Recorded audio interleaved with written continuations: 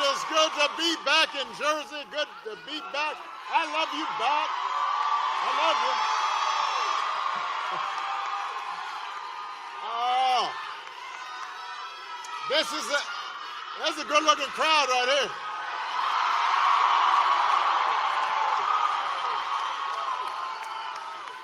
It is good to be back. It is good to be back in Jersey. Good to be back in Newark.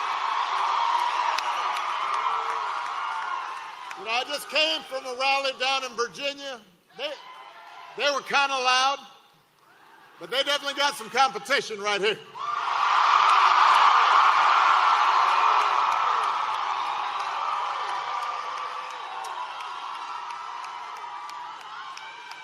Mikey Sherrill will get you excited. That's what happens.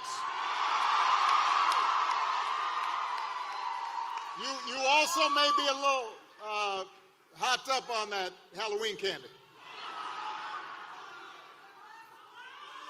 I love you back.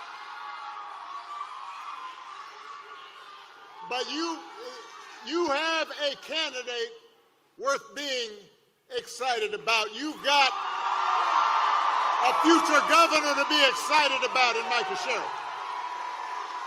Now, first things first, we got to handle some logistics here. Just in case you have not heard, if you have not voted yet, tomorrow is the last day of early voting in New Jersey. And if you can't vote early, you've got to make a plan to do it on Election Day, November 4th. You can go to nj.gov/vote to find out where, if you don't know. And then you've got to get all your friends and your family and that cousin who's lying on the couch. Just go, come on. Get him off the couch. Because in 3 days, we've got the chance to elect a leader who's going to help build a better, stronger, brighter future for New Jersey.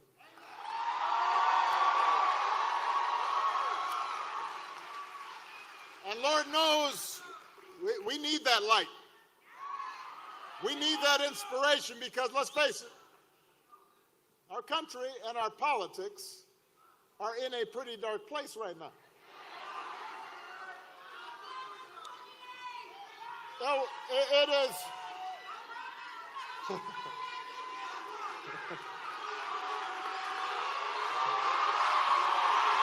is. No, don't worry. It's hard to know where to start because every day this White House offers up a fresh batch of lawlessness and carelessness and mean-spiritedness and just plain old craziness. We've got a president who thinks it's okay to use the Justice Department, just for example, to use the Justice Department to go after his political opponents. And wait. Here's a rule. You can't boo.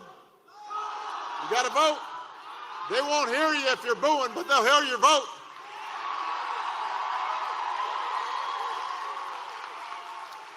So you've got a president who replaces career prosecutors with loyalists who will do his bidding, and now he's telling them to hand over millions of taxpayer dollars that he had to pay in expenses for previously violating the law.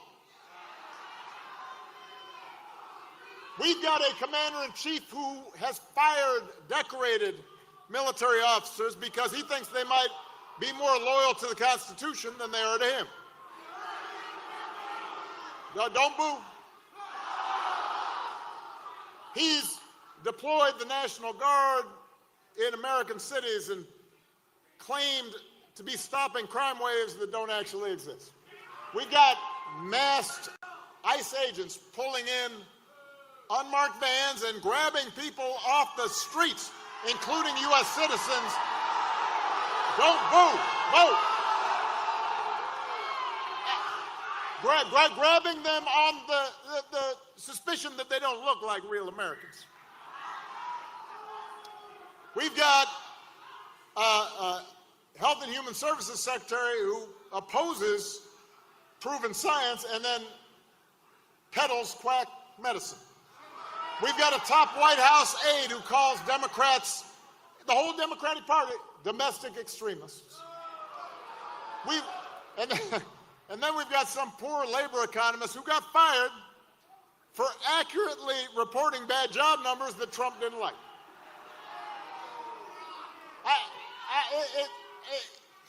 It's like every day is Halloween, except it's all tricks and no treats. And here's the thing, New Jersey. It's not as if we did not see some of this coming. I mean, I'll admit, it's worse than even I expected, but I did warn y'all. I did. And you know what? Donald Trump warned you too. He told you what he was like and how he was going to act. But the fact is, the truth is, right here in New Jersey and all across the country, there were plenty of people who voted for Trump and the Republicans anyway, not because they wanted to give up their right to free speech or because they wanted to see our public health systems torn down, but because they were understandably frustrated with inflation and high gas prices and the difficulty of affording a home, and they were worried about their children's futures. Now, 9 months later, you got to ask yourself, has any of that gotten better? Is the economy working better for you? Because it sure has gotten better for Trump and his family. Since he's been in office, the family crypto business and other ventures have made hundreds of millions of dollars and getting investment from foreign nationals and rich folks looking to stay in the president's good graces. The economy has been really good for some of Trump's billionaire friends. And it's been good for some finance bros and well-connected corporations who've seen their tax bill go down and don't have to worry about all those pesky regulators anymore. But for ordinary families, for you, your neighbors, your friends, costs have not gone down, they've gone up. Partly because of Trump's shambolic tariff policy. Young people, they're not having an easier time. Young people trying to get a start in life are having a tougher time than ever finding a job. Entry-level hiring is down 16% from last year. Hundreds of thousands of federal employees have lost their jobs to pay for those billionaire tax cuts. We're talking about people who dedicated their lives to public service and helped make this country work. Meanwhile, the government is shut down, which means small business loans are suspended and help for vulnerable people is delayed.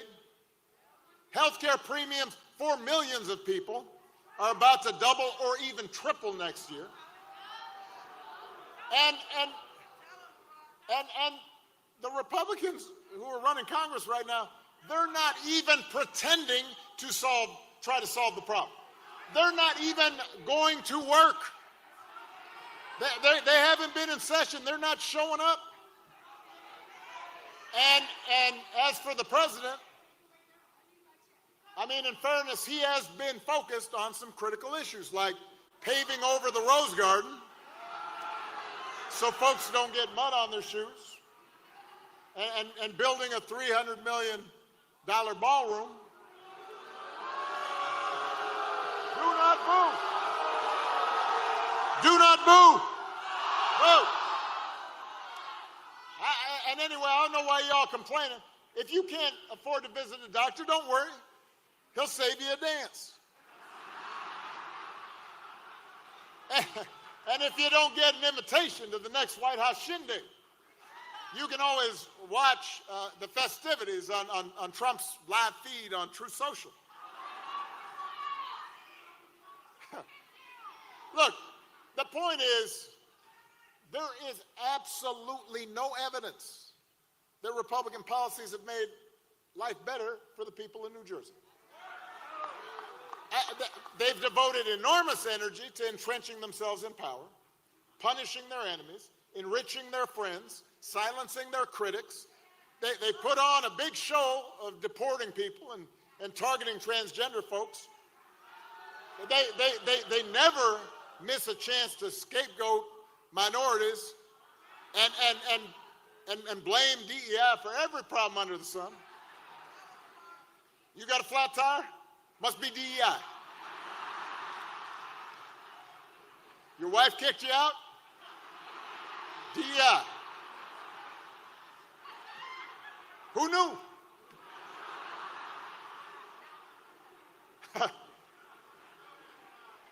But what they haven't done is help you.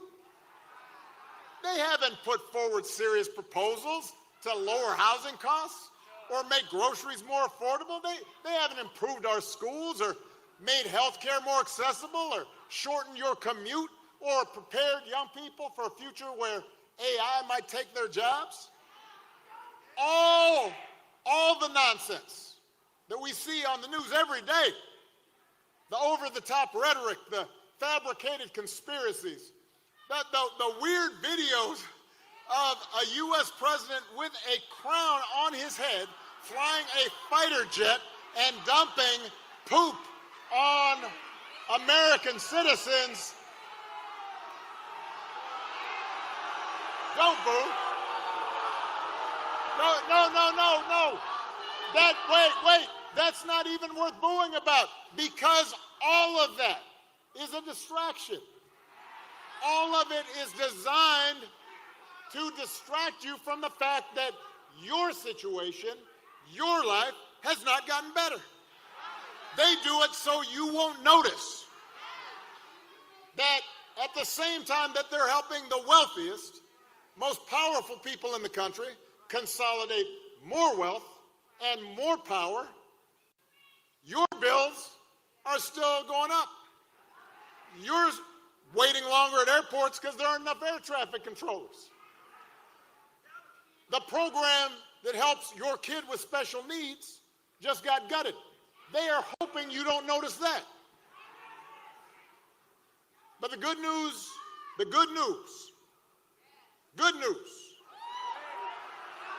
is there is something you can do about it, New Jersey.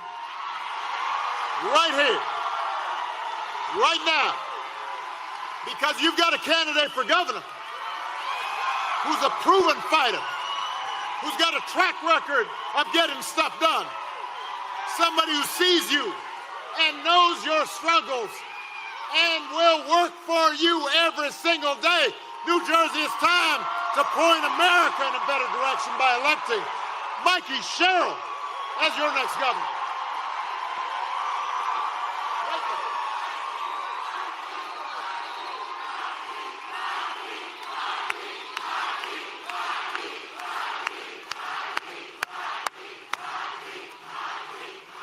Now,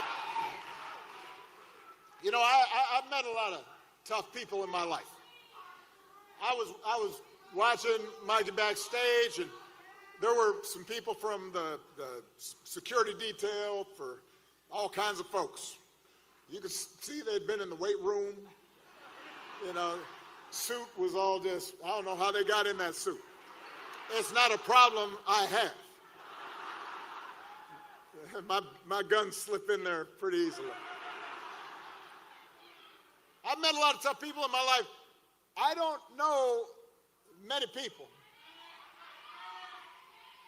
We need a medic here. They'll be coming. Give him or her a little space. Probably just a little dehydrated. Everybody bend your knees, bend your knees. Yeah. You can't stand still and not have any water. All right, we got some medics coming. Oh, I love you, but hold on. I heard you, girl. Just settle down. I'm here to talk to everybody, not just you.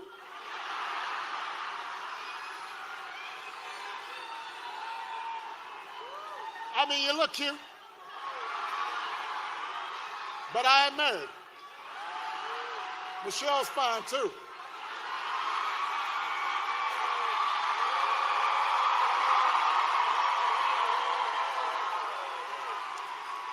All right. I think a medic is coming. So, listen. I don't know many people who started their careers as a Navy helicopter pilot, then went to law school, then became a federal prosecutor, keeping communities safe, and she's doing this while raising 4 kids. And then because apparently that was a little bit too easy, she decides to run for Congress.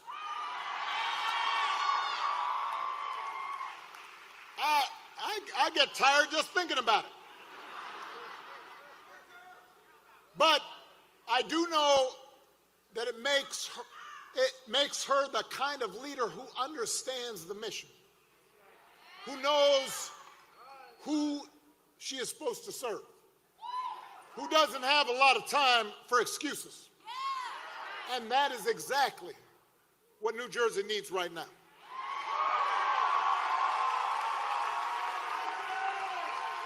Mikey doesn't just say the right thing. As your governor, she will do the right thing. She understands that government can make a difference in people's lives by educating our kids for the jobs of the future, keeping our air and water clean, protecting consumers from fraud and dangerous products, providing a safety net for seniors and folks with disabilities, investing in the infrastructure and scientific research that drives economic growth. She knows what government can do, but she also knows that good intentions alone are not enough, that we can't afford to waste taxpayer dollars on programs that don't work, and that instead of simply tearing down government, it's her job to make it work better for you.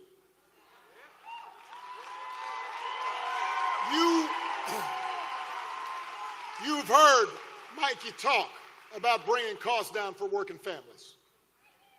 Remember how Donald Trump declared a quote-unquote state of emergency so he could put tariffs in place that are now driving up costs for you? A tax on every family in America.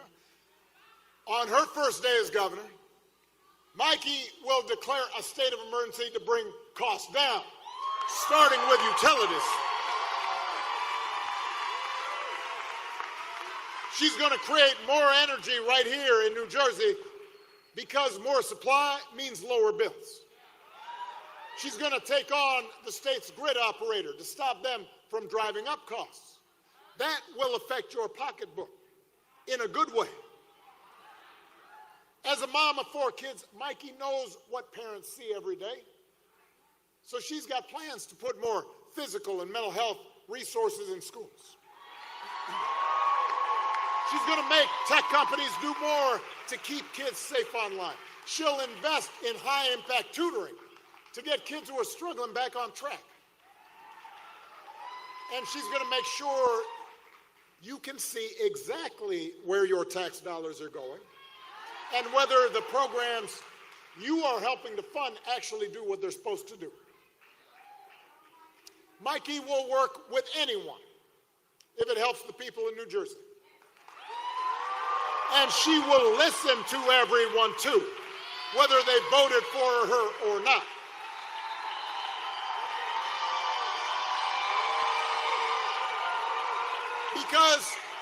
because she knows that if we want to make progress on the things we care about, we have to be able to disagree without calling each other nasty names or demonizing each other. At a time when our politics feels just so broken, we need leaders like Mikey, public servants who are in it for the right reason, who are focused on the future, and who will always stay connected to the people that they were elected to serve. Now, her opponent, not so much. Mikey's opponent has now run for governor 3 times in a row. I mean, I believe in persistence, but at a certain point. So 3 times in a row. Other 2 times he lost. So this time his strategy is to suck up to the Republicans in Washington. So Donald Trump called Mikey's opponent 100% MAGA. Not a great endorsement. When he was asked to give the Trump administration a grade, Mikey's opponent said they deserved an A. Don't boo. I mean, I know there's been great inflation, but really, an A. This is the best we could do. These are the same folks who put secret war plans in a group chat. You don't think there's anything they could be doing better? No room for improvement? Jersey, we don't need a governor who puts party and ideology ahead of the people that elected that governor. You deserve a governor who's going to think for herself and work for you. A governor who will create jobs and not cut them. A governor who will lower costs and not raise them. A governor who will bring people together and not divide them. A governor who will do right for the people of New Jersey, no matter what anybody in Washington thinks. You deserve a governor like Mikey Sheriff.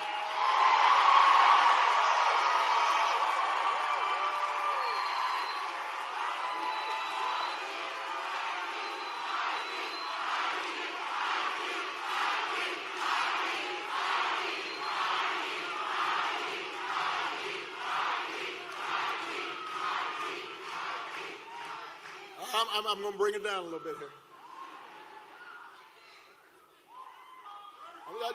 Just for a second. Hold on a second. I hear you, but I want to kind of wrap up with something that I want everybody to think about. At the end of the day, what this election is about, what politics in a democracy is always about, is values. What do we care about? What do we believe? What do we prioritize? What are our core convictions? You know, a lot of people have asked me lately whether I am surprised at the direction the country is taking. And even though I'm the hope and change guy, I want to be honest with them. And so I admit to them that I have cause for deep concern. I admit to them that I'm worried about how quickly basic democratic rules and norms have been weakened.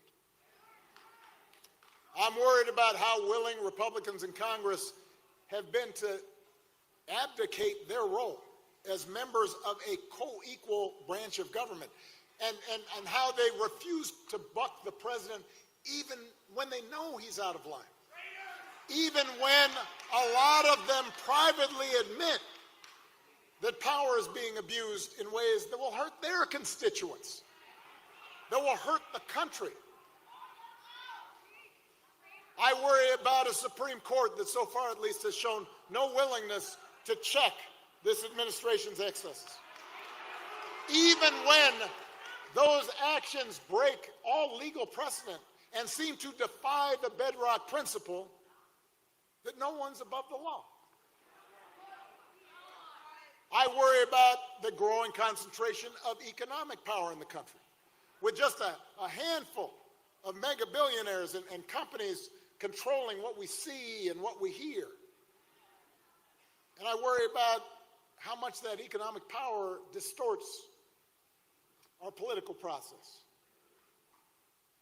I worry about how readily, not just business leaders, but others with influence in law firms and universities, have been willing to bend the knee to this president's autocratic impulses to avoid retribution or protect profits or just to avoid controversy. But what I also tell people who ask, what I remind them, is that this contest of ideas, it's not new. America's always had competing stories about who we are and what this nation stands for. The first story says, we the people mean just some of us. That in order to qualify, you got to be the right color, you've got to come from the right family, you've got to worship the right way. It says that even though we got rid of a king, that was the whole point of the revolution, there's still a caste system in America, a pecking order of who makes decisions and who obeys, who gets opportunity and who is obliged to serve. And that story is policed by fear and by force.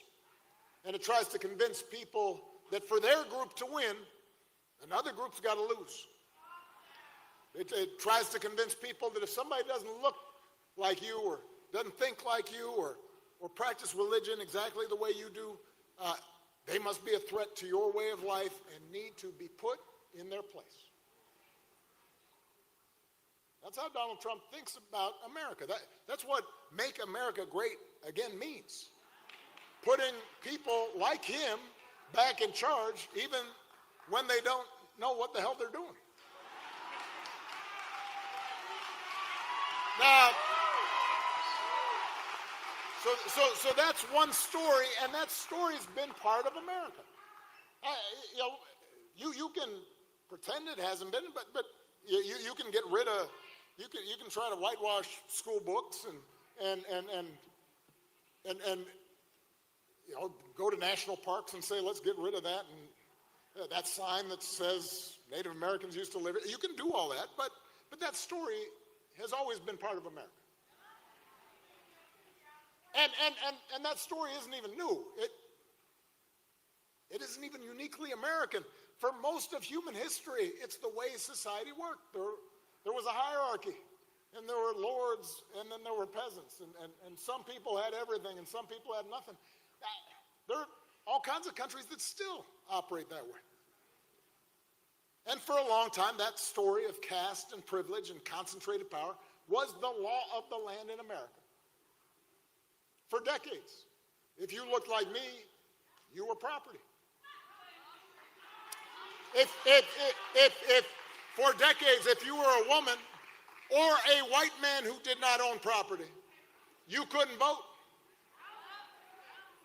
For decades, if you were an Irishman or an Italian immigrant and you tried to apply for a job, we're not hiring.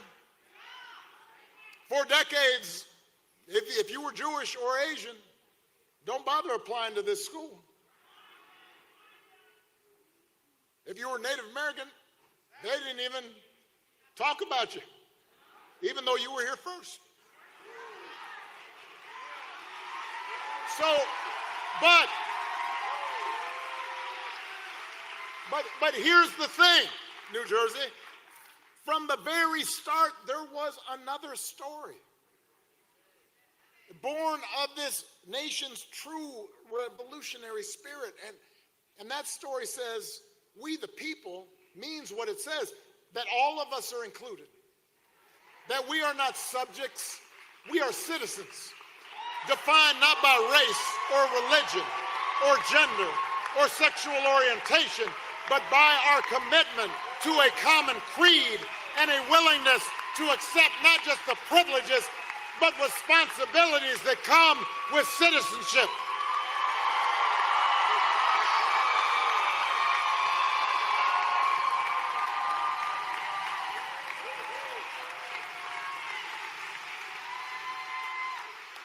That's what made the American experiment unique. Not just the size of our economy, not just our military might. It was that idea that you could get people from every corner of the globe and they could come here and decide, you know, I pledge allegiance to this flag. I will defend this country.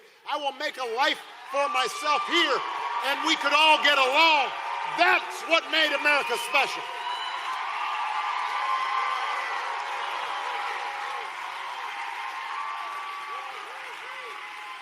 And through generations of struggle and sacrifice, through the faith of abolitionists, the struggle of suffragists, through a civil war and civil rights protests, through union organizing drives, through government reform initiatives, through investment in public education, year by year, decade by decade, we moved closer to those founding ideals, and in the process, we inspired the world.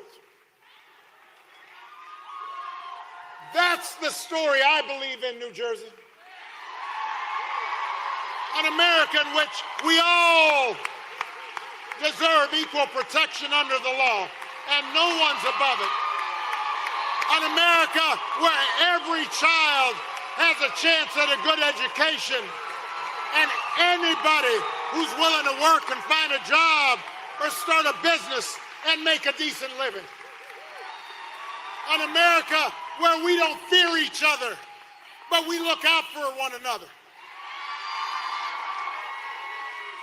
And we find ways to work together.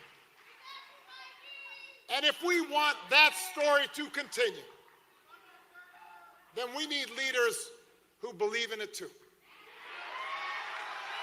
Leaders who will tell the truth and take responsibility. Leaders who will tackle hard problems and bring people together instead of dividing them. Leaders who won't serve big bosses in Washington or big corporate donors, but instead will serve the people who put them there.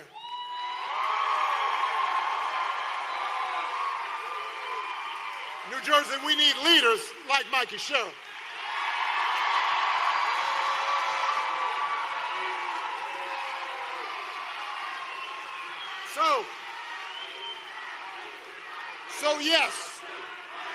So yes, I am still hopeful.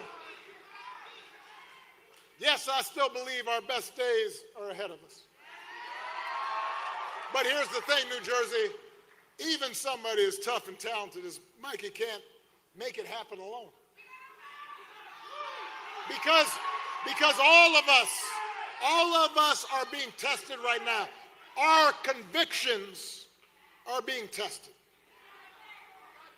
Donald Trump and the Republicans, they want you to think that change can only come from on high. That a few people in power make decisions. The rest of us just have to live with the consequences. But when you look at the history of America, real change has always come from the bottom up. From ordinary folks who believe we can do better and join together to make change happen. So it's up to all of us as citizens to stand up for the values that we profess. If we want a country that believes in free speech and fair elections and rule of law, then we can't just leave it to somebody else. We have to fight for those things, even when it's hard. If we're opposed to violence against people we disagree with or look a certain way, then we have to speak out when those values are violated. If we believe in honesty and hard work and treating other people the way we want to be treated. We have to model it in our own lives, in our workplaces, in our schools, in our neighborhoods, and our places of worship. And if we want a government that is responsive and honest and competent, that works for the many and not just the few, then we've got to get out there and vote for it.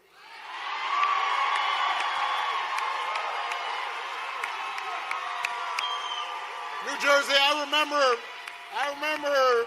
just a year ago, I remember talking to folks who would tell me, this election doesn't matter. These are some well-educated, bright, people. They say, whoever the next president ends up being, it's not going to affect me. That's what they would say. If nothing else, the last 9 months should have cured us of that idea. Because the stakes are now clear. We don't need to speculate about the dangers to our democracy. They're here. We don't need to wonder if harm's going to be done to vulnerable people, or whether the public conversation will become meaner and coarser. We're witnessing it. Elections matter, and they matter to you, and they matter to your family.